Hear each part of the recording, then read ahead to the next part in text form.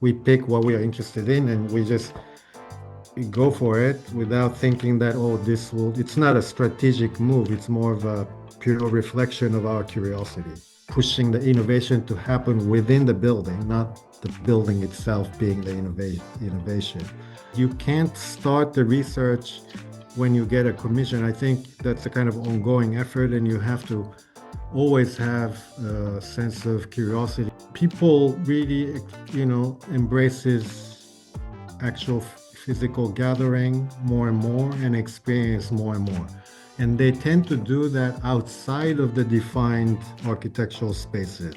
It's a collision between the box and the setback and the circulation between the box. I think we were always questioning the default. Rem wrote SML at the age of 50 or 50 plus. It's my age now. He can kind of create an environment that anything is possible and anything is interesting. I'm not following Rem. I mean, I'm just creating my own trajectory. Is OMA known for giving innovation, you think? I leave it up to you to imagine. I take it as a compliment. Sure, good to see you. It Good to see was you too. absolutely, thank you. It was great to see you at the opening last month of Hmm. this, I guess, major milestone, this addition to the new museum. Hmm. So congratulations on completing it. I don't know how many years it was in the making, maybe a decade. Well, since the competition, maybe 9 to 10 years, but of course the COVID, we had like 2 years of pause.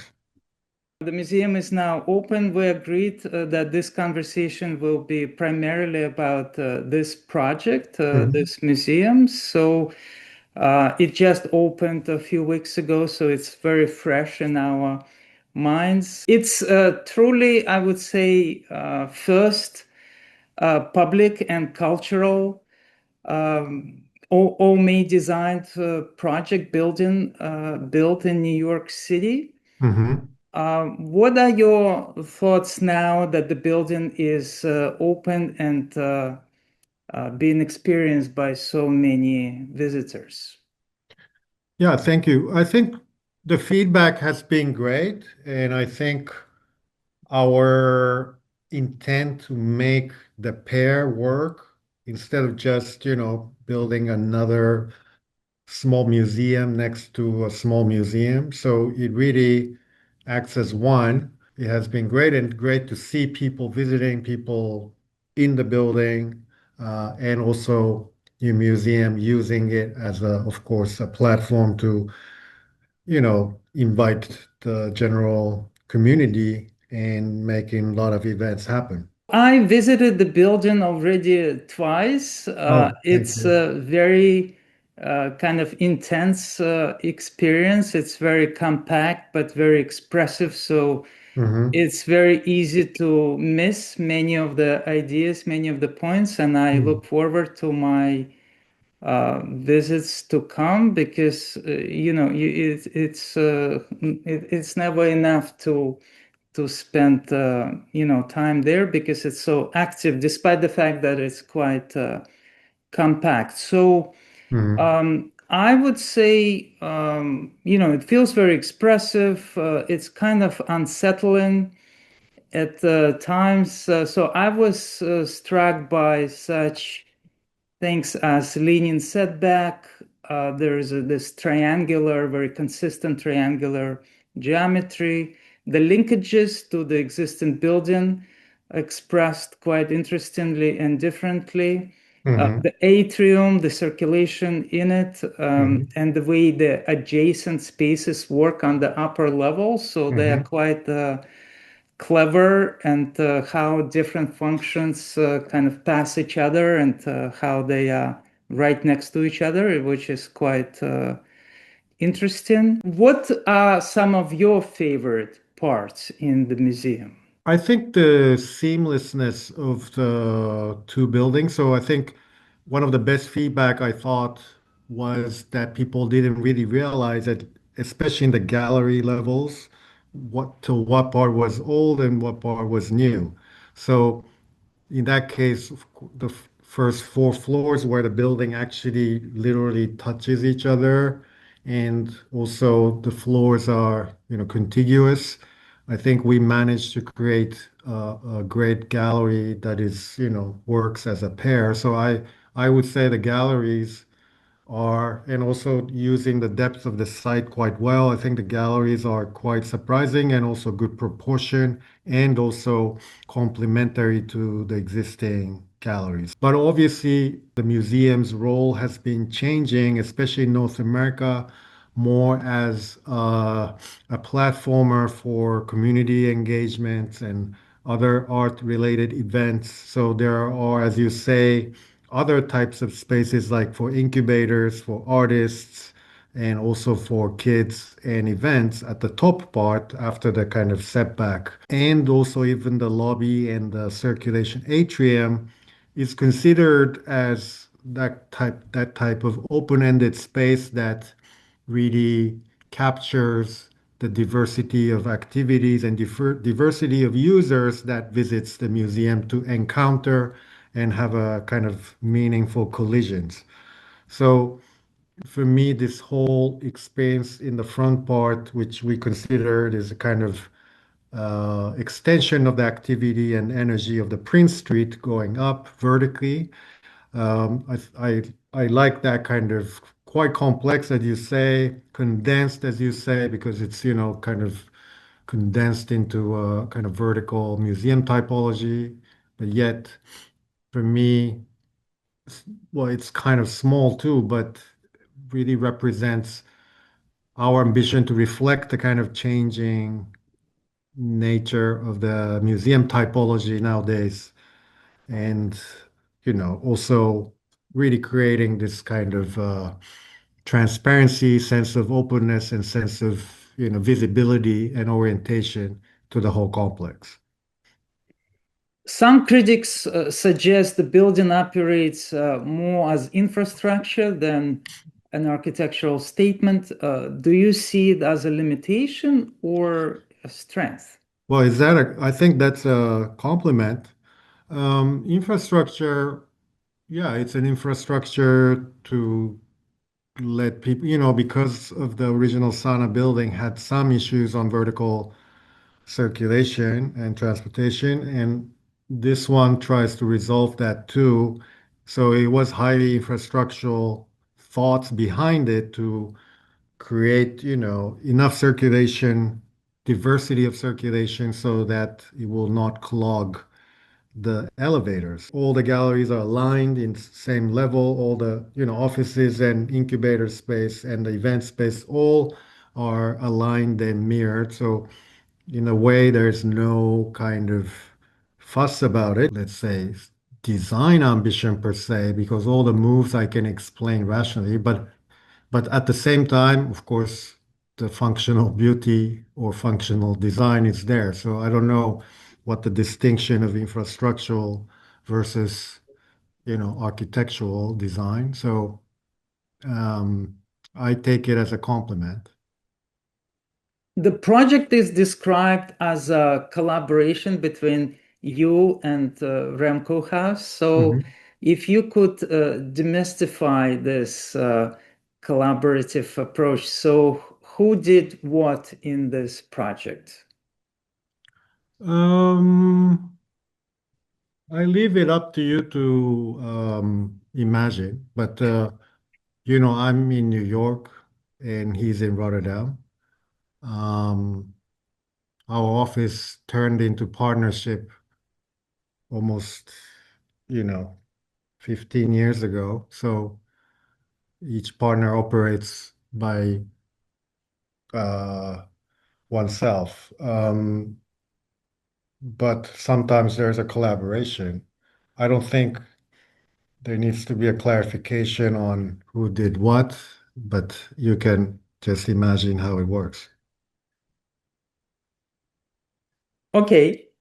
And I wonder what was his specific input. Was this mainly as a criticism? He followed the design closely. This was a kind of discursive process.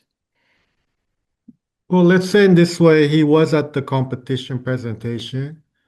Um, of course, for the geographical issues, I was mainly working on it after. But again, I don't think we need to elaborate who did what and what his contribution is. Um, you know, I don't know what to say other than we collaborated and have a credit that represents that collaboration. He described the building at the opening as intelligent and subtle, and as a complement rather than an extension. So it's almost like two siblings forming a single entity. How do you interpret this idea? I don't have to interpret Rem's comment. It represents what we've been saying. We designed it in a kind of very narrow and deep site against another contemporary architecture that was recently built. Um, and program was being doubled from the existing and basically creating an exact pair, which needed to be an extension at the same time, also complementary uh, counterpart.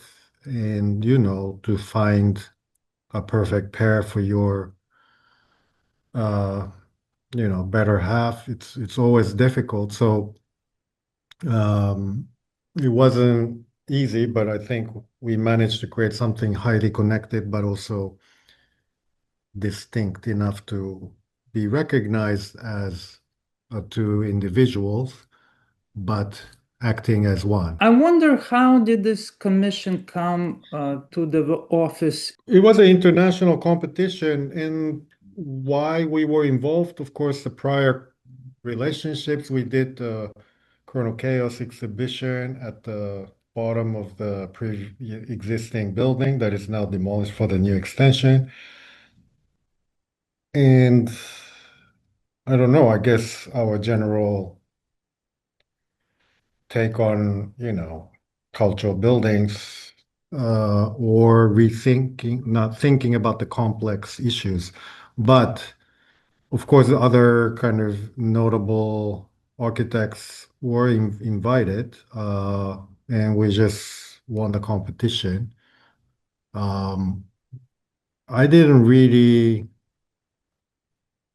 have a deep discussion, nor I have seen the other entries design, but what I heard through the process was that we were the one who designed something totally distinct to the SANAA building, and other entries were rather kind of creating a similar language. But I haven't seen it, so I don't want to misspeak about other entries. The competition entry is actually quite exactly the same. Facade has been developed, of course, but the stacking, the general idea is exactly the same. Even the shape of the terraces are mostly the same. Anyway, although though that during the competition process, in the beginning, we were trying to preserve the existing building and add a new extension behind because it was deep side behind, preserving, let's say, half of the existing building, building a new galleries behind, or just demolishing in the floors of the existing building and preserving the facade only, etc. We actually looked into for a while, like almost half of the duration of the competition, trying to preserve the building because we were also aware of the kind of gentrification that is happening around that area and thought that against the contemporary architecture, preserving existing buildings, let's say, the charm or the aged facade was quite effective for their institution's image. But we had, different discussions with contractors and engineers, and quickly discovered that preserving there, where you have only one access from the Bowery, means that you preservation actually is quite fake preservation, because you have to, in the end, demolish everything and put it back again, or it takes so much money, it will cost so much money to actually preserve certain parts. So at the middle of the competition, we actually changed to designing a entirely new extensions. This is kind of a pity that that building had to go because not only you had your own exhibition, Cronocaos, there, but it was Rem who initially, you can say, conceptualized the whole strategy of kind of adaptive reuse by, um, first proposing it as an exhibition, but then realizing several buildings, most specifically the Garage Contemporary Art Center in Moscow, and then Mhm, Prada Foundation in Milan, mhm, which mhm, really they have become since then really case studies, and they brought such rich kind of repertoire to architects, and to the mhm. point that at that time, and this was only slightly more than a decade ago, at that point it was very unusual approach, very radical, Mhm. and now it has become mainstream. So it's a pity that you couldn't implement that idea, and in a way preserve memory of that very important exhibition.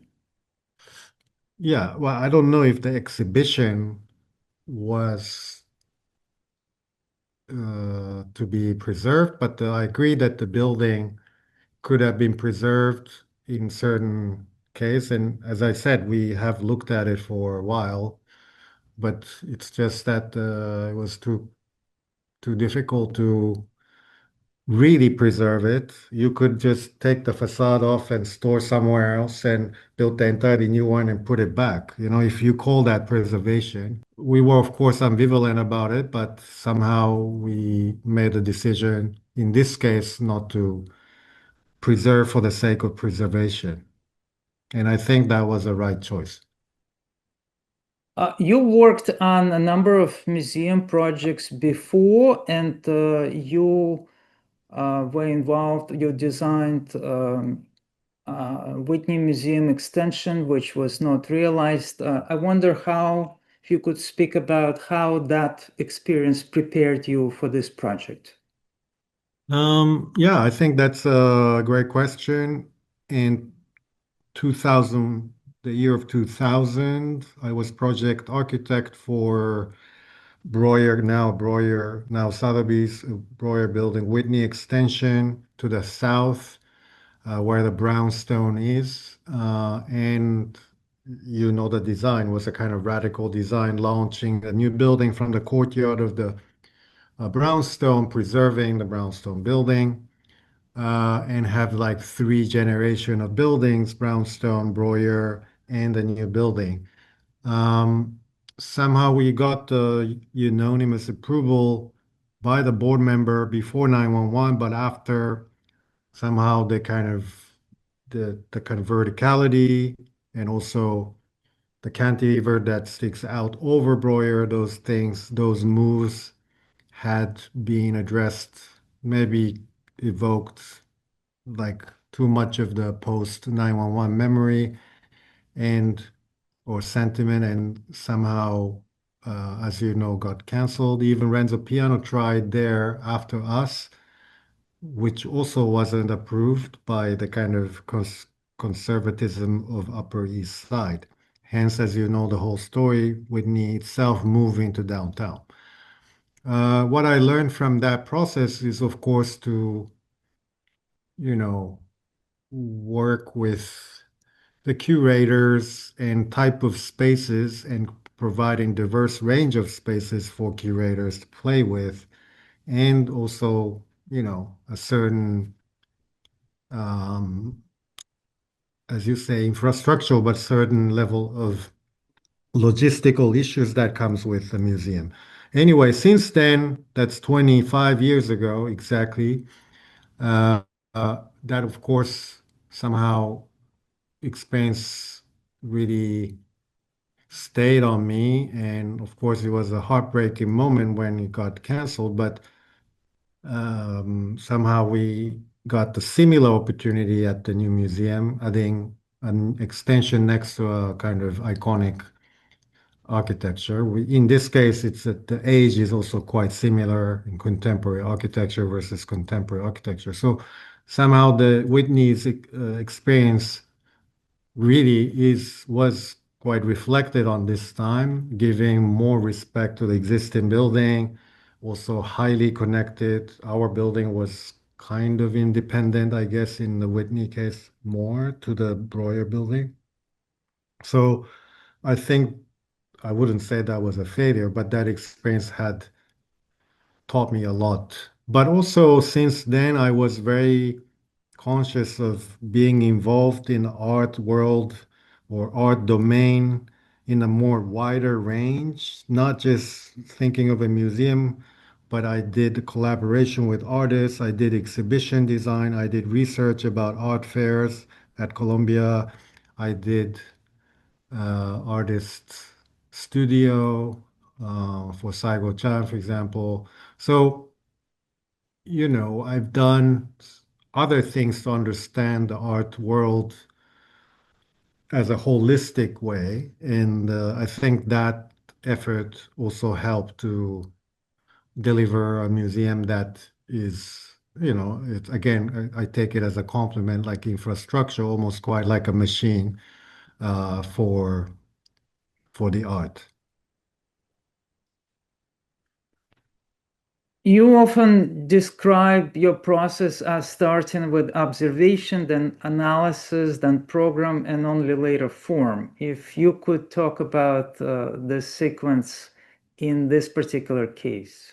Yeah, I think the observation part is quite important. As I said, when I was interested in the art field, art domain, how it's changing, when I entered OMA, which was at the height of like globalization, like 96, 97, 98, where like post Guggenheim Bilbao, like big institutions, art institutions were enrolling into a world and creating this kind, trying to create another Guggenheim Bilbao everywhere. But now I noticed that I've been noticing that art fairs and biennials, this kind of event style art events are almost taking over or added to those layers and creating much more dynamic urban you know, experiences and, interventions. Anyway, I was interested in that beyond, a commission per se. So we did the research and somehow that kind of understanding helped us to also conceptualize what, the actual museum building should be doing because they're those, against the events and more dynamic situation, the museum architecture I felt was little too kind of static and having not so much space for accommodating those spontaneous activities or non-art activities or community engagement spaces. So what I did in like Quebec National Museum of Beaux-Arts or in Albright Knox Buffalo AKG Museum, uh, though I'm picking those two projects because it's more clear than the museum, but I provided more of an open-ended space around the gallery or lobby where, those types of different events can actually happen within the museum. I think the observation is always important to have a general idea of how that typology or how you know, the domain has been evolving and somehow the specific project comes And that sense of observation or understanding coming from the observation and the specificity of that project actually meets and create a unique, but also your personal take on how that typology should be. So I believe that this observation is critical and obviously um, reflecting the specificity of the given project is also quite important. And those collision of the two actually creates um, something very original and unique, I think. So that's how we are doing. I mean, research, as you say, I don't know where you got that process. It's not so linear, but I take this observation part as a kind of a research, but you can't start the research when you get a commission. I think that's a kind of ongoing effort, and you have to always have a sense of curiosity and an interest on the domain that you are interested in, and using, for example, university or teaching platform or our office researcher to actually cultivate that interest and observation from, daily. Otherwise, I think you can't really, it's like a body. You can't just, you know, or goalkeeper of the football. I mean, you have to train yourself for the kind of very short moment. You have to be faster than anyone to, you know, keep the ball out. And I think we've been kind of training to uh, observe. And I think that observation is critical for many typologies now that the society is, changing quite profoundly in many, many cases. Yeah. So there is a constant observation, constant research independently of all the projects. And then when the project comes, it's almost like going to the gym, right? So you train Exactly. all the muscles. We pick what we are interested in and we just go for it without thinking that, oh, it's not a strategic move. It's more of a pure reflection of our curiosity. OMI is known for introducing new ideas that challenge conventions. If you look at this building from that point of view, what innovations would you point to? What new experience can visitors um, encounter and expect? Is OMA known for giving innovation, you think? Or I think maybe a so. while ago? Well, not every building, though. I think it's not like we think ourselves as a constant innovator either. I think sometimes we just have to reflect the client's ambition in the kind of best possible form. And I think, you know, innovation happens through the actual activity inside the building, not through the building itself. And I think, but what you call innovation in the architectural terms, I don't know if there's any innovation here, other than to say that, again, I was very keen on reflecting the diversity of program that the museum is carrying nowadays, like education, incubator, events, this kind of engine and a platform where the different diversity of users actually meet and have exchanges and creating new content, etc. Not just people visiting and observing art. So that part is for me a key for the museum typology to evolve. So that part is kind of emphasized, as you could see in this building. And maybe you can call that, reflecting the change and maybe pushing the innovation to happen within the building, not the building itself being the innovation. Rest assured, I think the yes, sense of innovation, is maybe part of our in the gene, but somehow how we adapt into the very complex world and how complex or different architectural typologies are evolving, I think we're doing quite well in kind of understanding and proposing something that reflects the current moment. I want to ask you about the connection between this project and Casa de Musica. I have Hmm. a model of this building here, Uh-huh. and there is a, I don't know if you have this, but there is a beautiful book Mhm. um, about how this project was, in fact, how it came into being, how it was designed. And it was designed as a kind of happy, incident or accident. And it came from an unrealized project, as you know, which was done on a completely different scale for a completely different program. And somehow it won the competition, it caught all the attention, and it works as a beautiful, successful model for a concert hall. So Mhm. you also said that we accept accidents. So did something similar happen here in any, on any scale? How did maybe not only form evolve, but maybe some parts, some elements, some details um, through such happy accidents? Mm. Mm.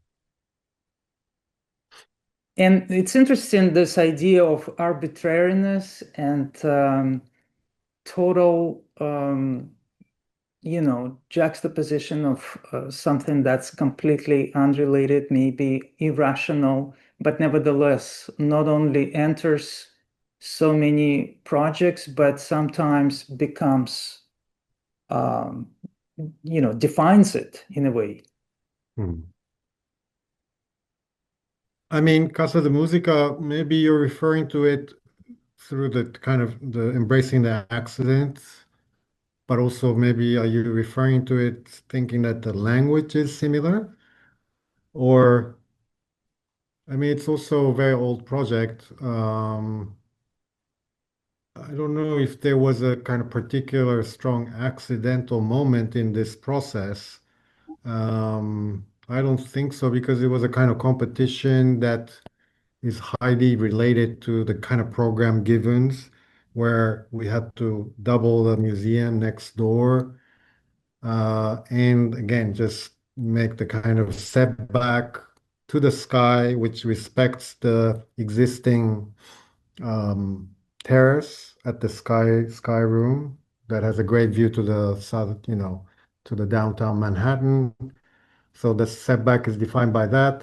Also, what I call a setback to the ground, which is to provide this triangular plaza at the terminus of Prince Street, which is also given by the reason of the urban condition, and to keep sometimes some kind of buffer space between existing and the new. So it was kind of highly specific, and Casa de Musica was in the kind of big uh, site where it was almost like a freestanding as a kind of a jewel. So it's a little bit different or completely different. But I know, I mean, of course, in the trajectory of our design language, there are sometimes similarities, sometimes not. And but to be honest, I think the accident wasn't really the notable accident was not there, but I've been doing this kind of triangular faceted language in many different places, like in Tokyo and so on. So maybe it is me who is kind of, continuing that language. But um, sorry, maybe I love the story of Casa de Musica, from Y2K house to concert hall, but we don't have that kind of catchy story this time.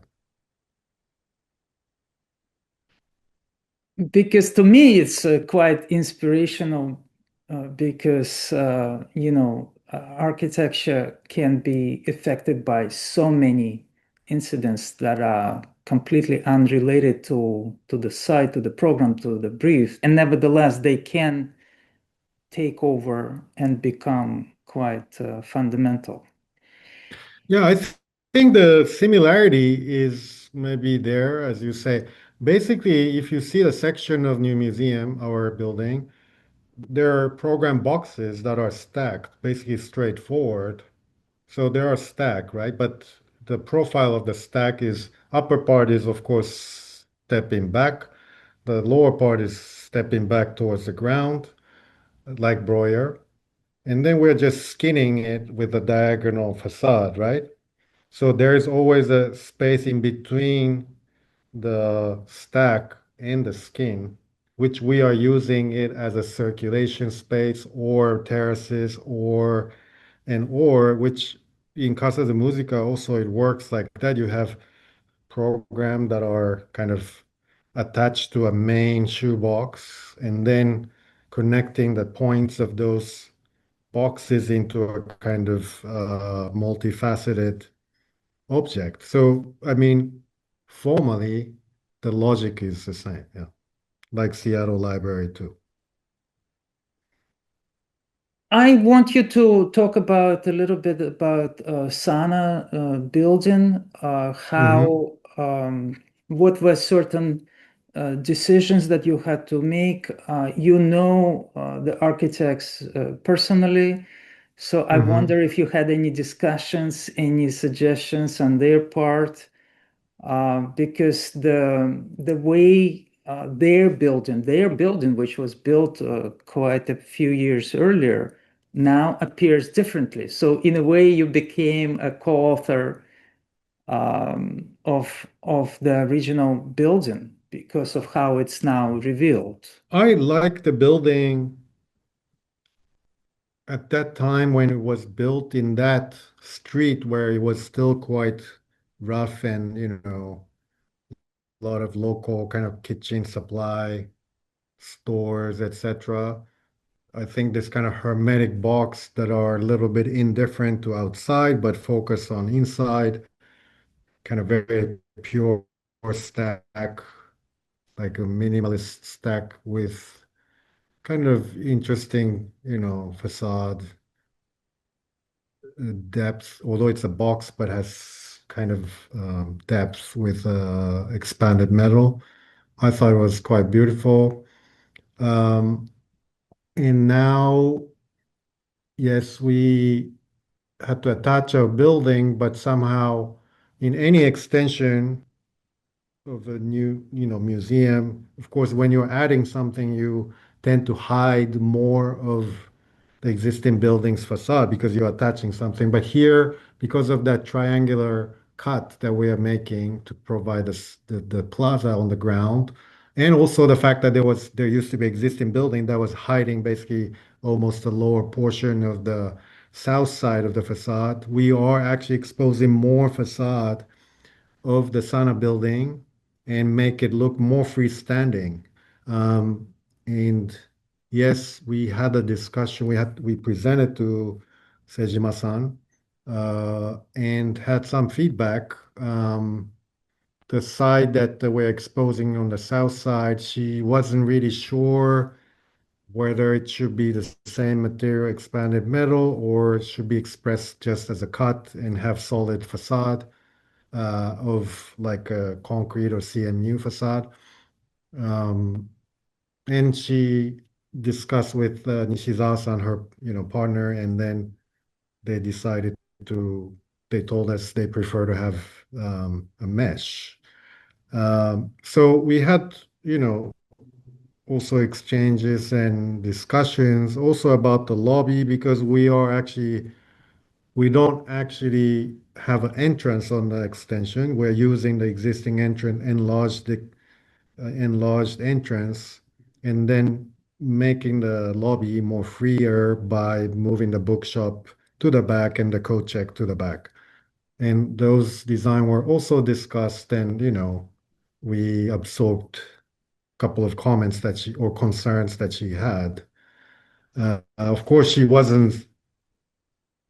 They weren't so happy about certain things like bridge connection, etc. But we had to connect the building, so um, we argue for its transparency and the need, and of course they understood. So of course it's a kind of interesting moment that in any extension like Albright Knox or any extension that I did, of course the building was old enough that the architect who did the original building wasn't alive, so I didn't have a chance to actually discuss, but in this case we could, which is kind of rewarding but also sensitive. But I haven't really toured the new building, new complex, a pair with Sejima-san and Nishizawa-san. So I don't know if they will accept, but I would love to do that at some point. When you joined OMA in the mid-90s, you described it as the center of ambition. What Hmm. did you mean by that, and how that ambition evolved? Where do you place this building within OMA's trajectory and your own work? I don't know why I said that. I think, of course, it was an ambitious office to think that many different types of design or even like we are winning the competition by changing the site from the given side of the competition. We were proposing different program other than what's proposed. I think ambition is not just being ambitious for the sake of being ambitious. I think we were always questioning the default and always thinking that there could be maybe better way to do X and Y and Z or more interesting way to do X, Y, and Z. So from the smallest elements of architecture to even like a bigger urban gesture, we were always thinking that is this default good enough, or can we do even can we do something even better? I think that moment in OMA was quite almost like a kind of incubation type of space where a lot of ideas were tested and a lot of ambitious people were calling for another level of ambitious people and creating a very interesting school-like um, environment.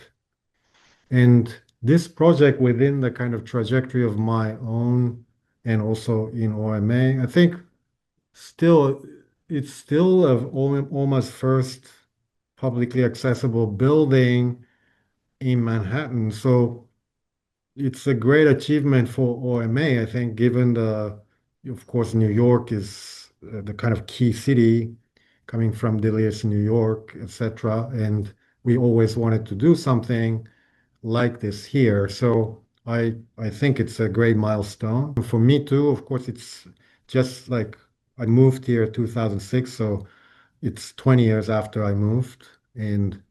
Um, and as I said earlier, I've been having this trauma through the Whitney extension.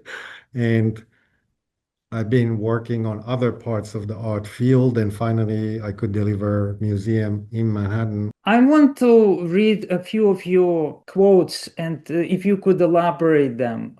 So you said, beauty of unexpectedness is more important than a rational analysis. I think the architecture is, in the age of AI, now probably soon when you say the office meeting room or a theater or conference rooms or galleries, I mean, if there is a kind of ultimate database of every single space in the world by AI and okay, these are the type of spaces you can have and most functional through the precedents, etc., highly classified and highly defined. And for me, that's a little bit sad, right? Because you can never basically experiment with different proportions or different materiality or different openness or different this and that. I'm stressing the importance of gathering right now because the gathering is unlocking this I think unlocking the kind of defined architectural spaces because nowadays people eat, people do yoga, people meet, people do X and Y and Z. I have the whole lecture about this, but people really, embraces actual physical gathering more and more and experience more and more. And they tend to do that outside of the defined architectural spaces, right? They enjoy more to do yoga in the lobby rather than a yoga studio, right? And I think this kind of gathering, unlocking the kind of defined architectural functional spaces have something. Well, I don't really know yet what that is, but that really hopefully also unlock this kind of uptightness of and the definedness of each programmatic spaces and create the architecture a little bit more free. And I also think that there's one more layer that I would like to talk about is that city used to be a bit more freer and more open-ended. But now through the kind of surveillance camera or sensors, through, big data or digital twin or um, automated car, etc., I think the city is becoming more and more controlled, ever. And somehow within the city, you feel that you're controlled or over-programmed. So city for me is becoming a little bit too much like an architecture, controlled and defined. In exchange, I think architecture should contain some of the what used to be an urban space, which is like a bit more open-ended and less defined. And I think that kind of spaces are hard to convince the client to conceive because it's undefined and maybe it doesn't directly relate to a kind of revenue making spaces, but I think those type of urban type open-ended spaces actually if it comes with a highly capable operator or user, I think it could work even better than a defined spaces. I'm interested in those type of um, you know let's say, in between spaces between the city and the kind of highly defined architectural spaces and designing this kind of in-between zone, which I think in the new museum, the front part is that for me. Yeah, not only the front, but also the upper levels where, Yeah. unfortunately, when you visit the museum, at least on my second visit, they wouldn't allow people to come down to take that stair in between the forum and Mm. the offices. But it would be amazing if people could freely move through certain functions that are not supposed to be together, but they are adjacent and you can see through you.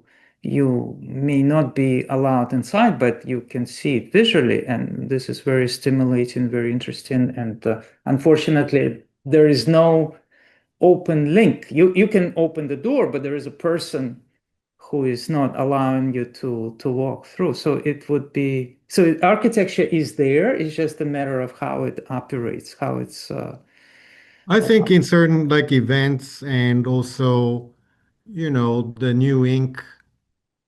Actually, what I'm interested in is that the New Ink people are quite diverse and they will be freely moving, and their encounters within the museum with the public also could generate the new ideas. For me, this kind of different users, different type of people actually being in the same building and sharing the main circulation is already a good start. But I agree with you that a lot of people commented on the upper part of the museum being quite inspiring and interesting. So I think it's museums, again, curatorial or operational ideas that will change the identity of the building eventually. And hopefully that open-ended spaces that I'm talking about will be inspiring the curators or users to achieve certain things that were not done before and going beyond the box, of white cubes. Yeah, it's interesting. That space is quite shocking, I would say. Some people, I noticed when it was open and you could actually freely go there, there was a person who was saying, "Oh, no, no, I can't go. I have a vertigo." She was kind of frightened, even though it's not such a steep space, but there is so much glass, so much transparency, so much unexpectedness. I liked it, but for some people it was frightening Yeah, even. it's quite intense, and I think that's what I mean by it's a collision between the box and the setback and the circulation between the box and the setback. So setback is coming from urban, reasons. The box is, of course, the programmatic reasons with a defined box, as I'm saying, and this is the open-ended zone, right? And that open-ended zone, because it's absorbing the logic, spatial, reasons of both sides, sometimes it's quite awkward and intense, which we kind of enjoy. So that's our architectural ambition, very simple move of the urban reason and of course programmatic reason. And in between you have the unexpectedness, like the city. You said working with Rem is less about agreement and more about productive tension. Hmm. Yeah. Working with REM or working in OMA, yeah, coming from maybe the founders, founders are not just REM, but other people. But um, yeah, I don't know. I have to recall. Um, I mean, you feel like you are always challenged by the kind of a narrative, or, well, first of all, the kind of objectives and understanding of the given condition, but also to give a kind of very unique way of extracting the specificity of each project, sometimes historical, sometimes technological, sometimes material, sometimes this or that. I mean, it's really not defined. So it could be anything. And you just have to be responsible for your own storytelling, which, creates your own development of thinking yourself and being convinced by yourself. I guess he can kind of create an environment that anything is possible and anything is interesting, anything could be cultural, but you just have to be convincing and good enough. But I mean, it's highly, you can say highly stressful, but also highly free and interesting environment. So, what's the biggest lesson you learned from this collaboration I and don't know. I mean, you tend to give too much credit to Ram, but I think it's it's the kind of people that are there, So people who are ambitious but intelligent, rational, also interested in um, making some kind of zeitgeist or the kind of statement of our time, but also not being too complicated and designy, very also kind of simple and bold. Um, I think it's many kind of not just Ram, but also like the whole Dutch tradition of being pragmatic meets many of the layers. I don't know how to define it, but maybe there are some other people who can define it better. Um, but what was your question again? So this style of The lesson that you lesson. would Oh, yeah. articulate that you learned from so many years of working together. Yeah, but I don't know. I mean, the lesson is now I've been almost running this New York office for 20 years. The lesson is not learned from REM, but lesson is learned from everywhere else that I'm working in with collaborators, the cities. So until then, yes, working at OMA was quite liberating to some level because coming from the school, I thought that I had to be, you know, super ingenious, super well-read, super philosophical, super designer, super this and that. But somehow, being OMA, you just learn that you just have to understand the situation quite well and do quite sincere reflection of that situation into architecture, which is programmatic and also urbanistically, and that's good enough, you know, not more than that. Of course, there are other layers, but somehow that liberated me to just, you know, be quite straightforward. But of course, I mean, right now, I wish I could be continue learning from that, but I'm at the position where I have to make other people, you know, be inspired by this environment that I have. So, of course, I'm not saying I'm not learning anything, but I'm learning a lot from uh, our clients, our collaborators, our, you know, different cities that I'm going, different artists that I'm meeting, you know. But hopefully I'm just giving a similar environment for younger generation. You know, Rem wrote SML at the age of 50 or 50 plus. It's my age now. So What are you writing? I wish I would be writing more, but you know, I did this book called Search Term, which was, you know, the our New Oma New York's kind of a monograph of past 15 years at the time.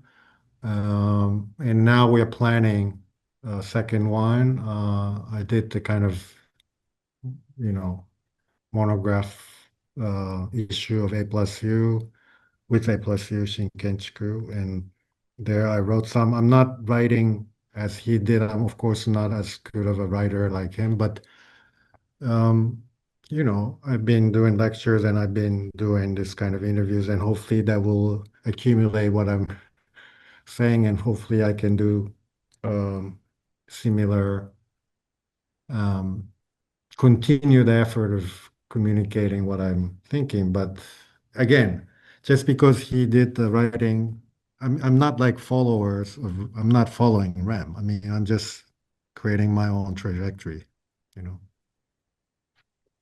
When you discuss your work, you use words and phrases such as we accept accidents, beauty of unexpectedness, integration of program and space, and memorable space. How would you describe your approach today and what kind of architecture you ultimately trying to achieve?